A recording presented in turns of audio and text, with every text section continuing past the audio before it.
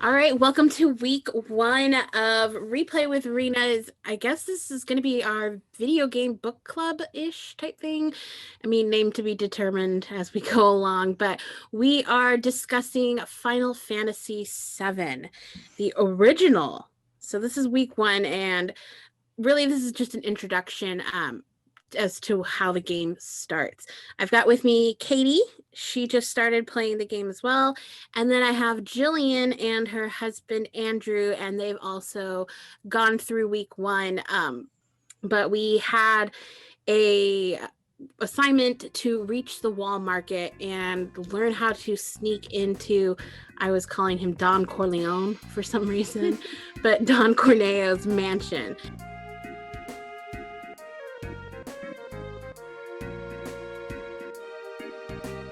Start the game, a train pulls up into the station with several guards standing by, and then suddenly a group of these, I guess, ruffians, you could say, jump off the train and quickly dispose of ill-equipped guards.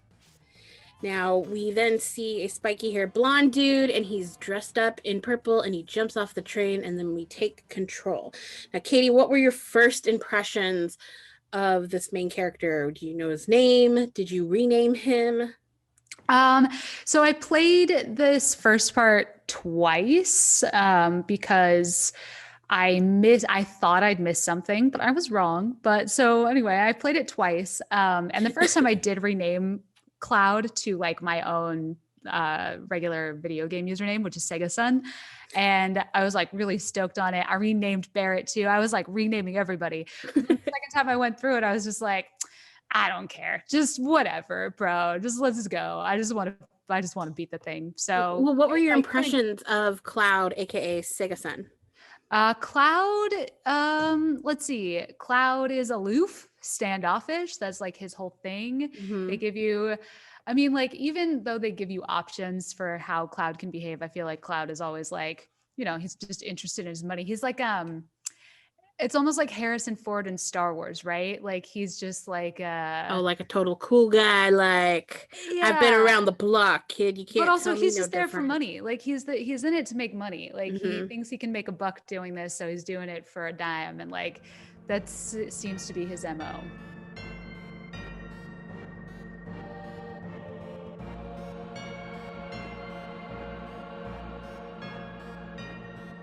Now, do you think just his making money, you think there's like ulterior motives to it?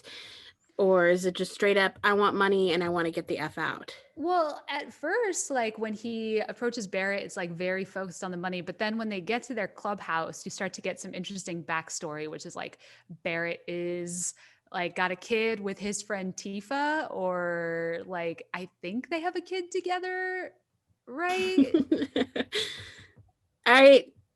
I didn't get that vibe.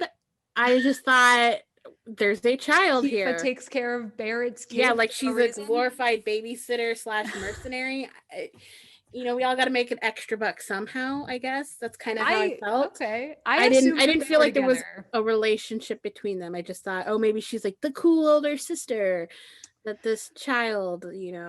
Interesting. I definitely got the distinct impression that they were together, but that's an assumption that I made that may not be accurate. What about you, Jillian? I saw you making faces. Oh, I totally thought they were together. I totally thought that was their baby. Oh, okay. Well, maybe I missed something then.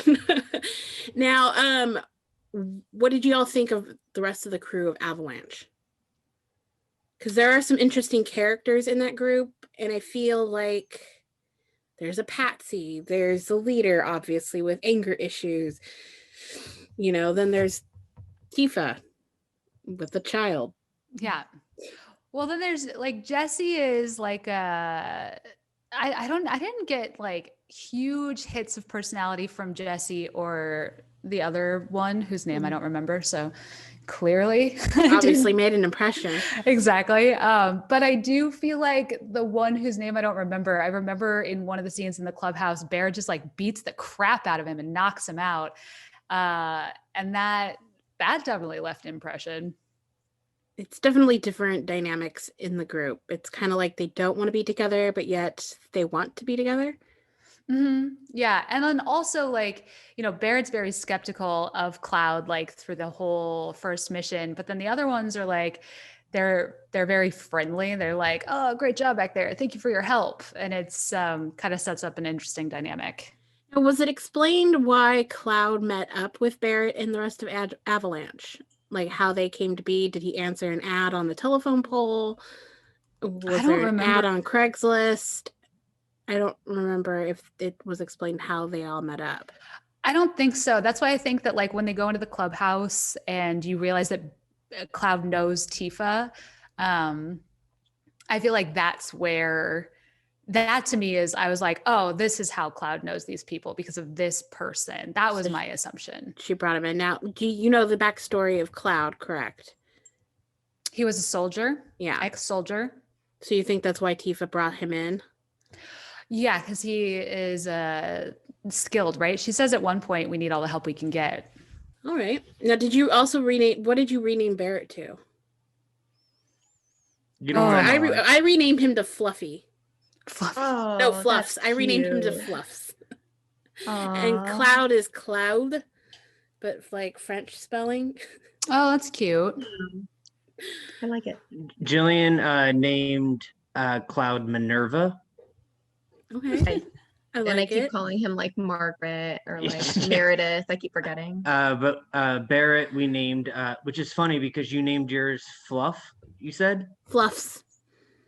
That's one of the nicknames I have for one of our cats, and one of the other ones is Chungus, and we named Barrett Chungus. Nice. So we named him after cats. Always. All right, so we met Avalanche. We met, Cloud or Cloud, as some of us have called him.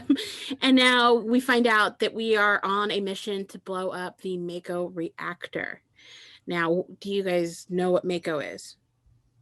Besides a fish, because that's what I kept calling it. They're on a hunt for fish. They're going to kill all the fish. So Mako, it's like a substance, right? It's like the life force or something. And I know that they inject the soldiers with it because they at one point talk about Cloud's Mako eyes. And I feel like It's they're, fish eyes. yeah, I was like, oh, like dead fish eyes. That's what I thought too. I was like, because it's Thank like you.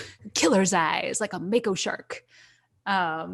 That's what I think, but I don't remember. I know it's like the life, not the life force, but like the energy force or something. Jillian, can you further explain? I mean, I thought that was pretty good. That's what I got from it at least. Yeah, I'm like right in line with Katie on that one. Like that's as close as I'm gonna get to a good answer. And so we find out that Shinra is utilizing it for energy, but it's also killing the planet, which is a big reason why they're also Avalanche is trying to blow up basically the reactors so that they don't kill the rest of the planet. Okay, so we had a successful bombing, and then we run into a flower girl. We had a chance to interact with her. Did you guys buy the flower from her at all? No, not at all. didn't offer me a flower. Didn't offer you a flower. Okay, You run out. I saw her and I was like, run, and that was it. So you didn't even have like a conversation with her. So I played differently than you did, but I did not buy a flower from her as well. And then Jillian and Andrew also did not buy a flower from her.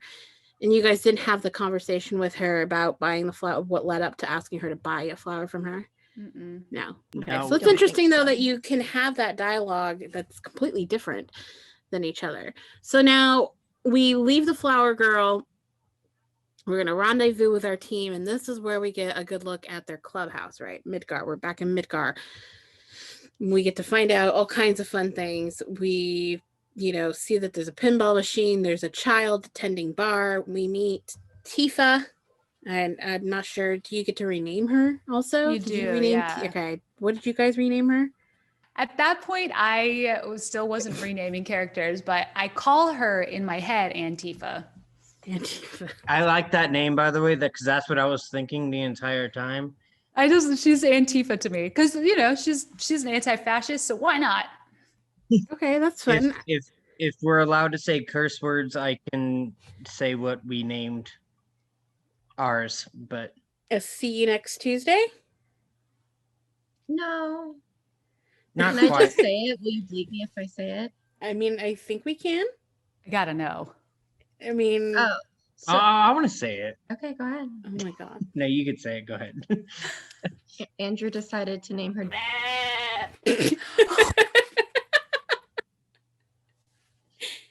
I don't know why. I have no explanation, but It actually does fit really well. There are a lot of, I guess, euphemisms you could get from their conversation. it Okay. fits her character. So we find the clubhouse, we meet Tifa, we find out. I can't even remember what we named her. But they also give some information about Midgar, I think. What do they refer to it as? Like, how is it shaped? How is the structure of Midgard? It's actually extremely important, the structure of Midgard to what they are doing. So the I city mean- center is like in the center, and then each of the reactors comes out. It's like a bicycle wheel, right? Like spokes, and then the train goes around. And what Like- else is also shaped like that? For some reason, they mention it. Oh, And I didn't even think this would be a food of the future, but pizza. They explained it as pizza. oh, that's right. Because I also was each making sector fun is of a slice of pizza. So right. We Yeah. should have named Tifa Pizza. That would have been fun. Pizza. And then can you keep explaining Midgard to us, Katie? That's all I remember. And then it's like a plate system too, right? There's like underground plates. They kind of talk about there being like an upper plate and a lower plate, and then the train kind of goes all the way around the periphery through. That's all I remember. And there's also the class system. So we've got the elite, and they live in the best location on the upper plate or the upper crust with the Shinra employees.